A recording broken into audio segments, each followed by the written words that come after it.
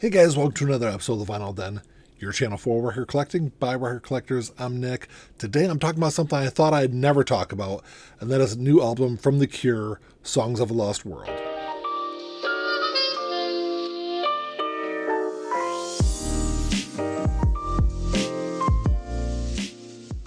There's a bunch of links down below. You got links for the Vinyl Den Facebook group, for the merch page, for the Spotify and Apple Music playlist that I put together every week, and the Patreon page. So make sure to check all that out.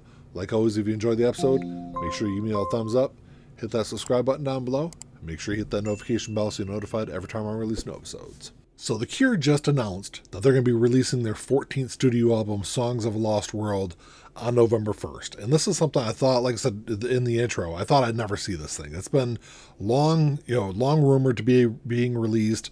It was actually supposed to come out back in 2019. Then it got pushed back to 2020. And then the pandemic hit, and that everything got pushed back again. There's been multiple delays over the last 5 years. So at the beginning of every year, I do a video all about my most anticipated albums that are coming out that year. So some of the stuff is scheduled to come out, and some of the stuff is just rumor. But this album has been on that list or in that video for the last 3 years. But I know Robert Smith is a huge perfectionist.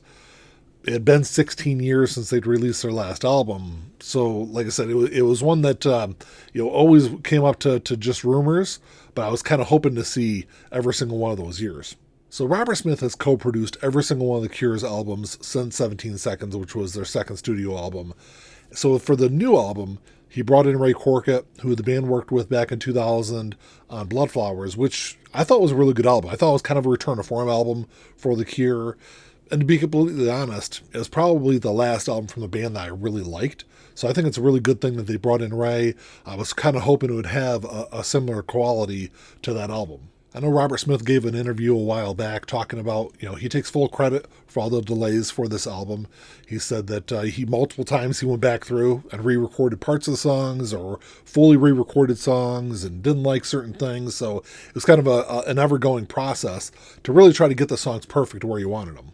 And if you're someone out there that is hoping for like a lighter, poppier version of The Cure, I don't think you're going to get that on this album. I know Robert Smith has said that he used the death of his parents and his brother Richard as a lot of inspiration for this new album, so it has kind of a darker tone and darker theme throughout the entire thing. I think the actual quote from Robert was, it was very much on the darker side of the spectrum. So that's what I was expecting with this album. When the band officially announced that the release date was going to be November 1st for this album, they also released the first single, Alone, which is also the opening track on the album.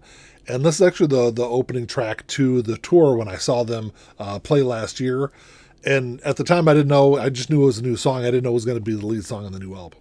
And it was funny, when I saw them last year, it was actually me and my daughter that went and saw them in concert. And it was like a dark, stormy night. We were outside. It was at an outdoor amphitheater. And we were up in the lawn section.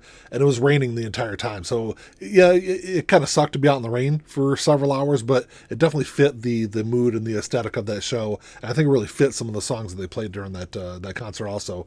They're going to be on the new album. So there's going to be 8 tracks on the new album. You might be thinking, well, 8 tracks is barely over an EP, but considering the first track, Alone, which is the first single they released, is almost 7 minutes long. I think there's going to be other longer songs on this album, and it's going to be enough to fill up an album. But of those 8 tracks, I heard 5 during that tour last year. So other than Alone, they also played Nothing Is Forever. They played I Can Never Say Goodbye, which is actually a tribute to his brother Richard. They played End Song. They played A Fragile Thing. So, I don't really remember all those tracks, but I remember hearing them and thought that they all had, a really cool sound to them. I was really excited when I heard those new tracks. And I really think Alone is a great first single off of this album. I also think it's a great way to kick off the album. I think it's really going to set the tone. It's a darker song. It's about desperation. It's about isolation. And actually, musically, I think it's really reminiscent of Plainsong, which is the song that kicks off Disintegration. Plainsong isn't as long. I think it's just over 5 minutes than Alone. But, like I said, listening to those songs, I see a lot or hear a lot of similarities between them. And not only is Alone like dark and haunting at times, it also has this like beautifully flowing melody through it. And it's something that The Cure has been really good at for a really long time. I've been a huge fan of the band ever since I listened to Kiss Me, Kiss Me, Kiss Me, which was probably 87 or 88 was the first time I listened to that. And I'd definitely put this song probably my top 15 of favorite Cure songs of all time. Another thing I really noticed last year when I saw The Cure live, and what I heard off of listening to this first single, is Robert Smith, unlike a lot of other singers of his generation, his voice has not really changed in the last, 30, 35 years. And over the last several years, I've been to quite a few shows of bands from the 80s and 90s. And to be completely honest, a lot of those guys could barely sing anymore. Robert Smith, like I said, listen to him on Alone. I'm not hearing much of a difference than, him on Wish or Disintegration in the 80s and early 90s. So I'm super excited for this new album. I think, listening to Alone, I have really high expectations now for this album. I'm expecting this album to at least be the best album that they've done since Bloodflowers in 2000. I think it might be one of the best albums that the band has done since Wish in 1992. But we'll have to wait and see. It would not be the first time that I listened to an album and liked the first single or liked the first two singles, and then listened to the rest of the album and didn't like it. But I will say that, I have heard five of the tracks that are going to be on this album. And granted, they might have changed quite a bit in the last year. They could have re-recorded parts, added other parts in. But like I said, I've got really high expectations for this new album. So there's going to be two different versions of this album. There's going to be a standard version, and there's also going to be a deluxe edition. The deluxe edition, so this is available on, I guess I should kind of back up a little bit. It's going to be available on CD. It's going to be available on vinyl. There's a standard black version of it on vinyl. There's also a white bio version. I think the indie exclusive version is going to be on, it's gray and black marble. There's also a 2LP half-speed master version of this, which I'm assuming is going to be at 45 RPM, which is going to cost a little bit more than the standard version of it. So on CD, there's a standard version, there's a deluxe edition. The deluxe edition comes with a second CD with all instrumental tracks on there. I think it also comes with the Dolby Atmos mix. I think it also comes with a 5.1 mix. I might be wrong on that one, but I know there's a couple other mixes that are available with the CD version. There's also a standard cassette and a deluxe cassette version of it also. But if you're thinking to yourself, oh my gosh, The Cure is going to have a bunch of different versions like a lot of other bands out there that have popularized multiple variants over the last several years, I don't think they're going to. I think what you're going to get is, especially when it comes to, at least with the vinyl version of it, I think it's only going to be those three versions. I haven't seen any other, big box store exclusives or other website exclusives. I think it's just going to be the standard black, the white version through their website, and the gray version through stores. But I'm actually a little surprised that they're not doing the deluxe edition on vinyl also, even though I probably wouldn't pick up the deluxe edition because I'm probably not going to listen to those instrumental tracks, when you've got the regular versions of them.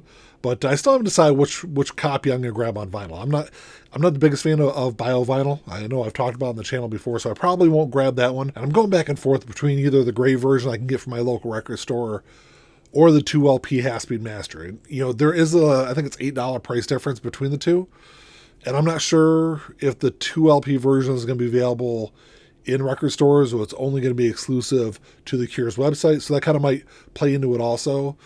At the end of the day, I'll probably just grab the gray version. We'll see what I end up grabbing on release day though. So if you're like me out there and you've been dying to listen to this album, you've been dying for The Cure to release new music, please release new music. It's been 16 years since they have. We're finally there. We're finally going to get a new album on November 1st. Like I said, I'm super pumped for it. I'm sure I'm going to, talk about it even more once we get closer to release day. I'll probably do a review on the channel here of it also. But it's great to see them finally release new music. I know it's been, like I said, it's been a long time. 16 years is a long time to wait for a new album. I didn't know if we'd ever see it. I'm glad we finally are. Well, that's all I got for you today, guys. Thanks for checking the show out. Make sure you drop me a comment down below. Let me know what you guys think of Songs of a Lost World. Have you listened to the new track Alone? What do you guys think of it? Are you going to pick up a copy of the album when it gets released? I'm hoping it's going to be one of the top, 7 or 8 albums from the band.